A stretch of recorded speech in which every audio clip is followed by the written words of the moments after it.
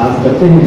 सबसे पहले रोशन जमीर अब्दुल वफार साहब, नगर परिषद उर्दू हाई स्कूल अंजन गांव अमरावती, जिले अमरावती से तशरीफ लाए हैं जनाब और नगर परिषद उर्दू हाई स्कूल अंजन गांव से ताल्लुक रखते हैं।